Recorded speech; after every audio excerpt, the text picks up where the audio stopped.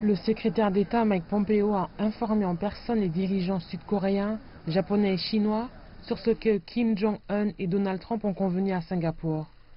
Le communiqué conjoint rendu public prévoit une complète dénucléarisation sans faire mention d'une autre condition clé, à savoir vérifiable.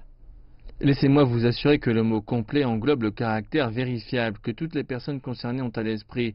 On ne peut pas parvenir à une complète dénucléarisation sans vérification, authentification. Choisissez le mot qui vous convient.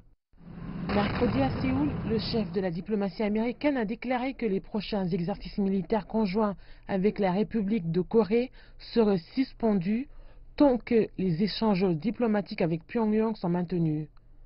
Le tweet de Trump avant d'atterrir à Washington. Il n'y a plus de menace nucléaire nord-coréenne. Et nous économisons une fortune en ne participant à des jeux de guerre. Du moins tant que nous négocions de bonne foi. Ce que les deux parties font. La RPDC a signé un accord en contrepartie de la suspension des manœuvres militaires annuelles organisées par Séoul et Washington. C'est une proposition qui a longtemps été soutenue par Beijing et connue sous le nom de double suspension. La Chine croit toujours que les sanctions ne sont pas une fin en soi. Toutes les parties devraient collaborer et soutenir les efforts diplomatiques en vue d'une dénucléarisation.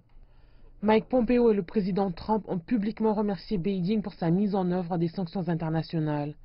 D'ailleurs, on s'attend à ce que Pompeo demande à la Chine de maintenir la pression sur Pyongyang. Et si Kim met fin à son programme nucléaire, ceci devrait contribuer à la reconstruction de son pays.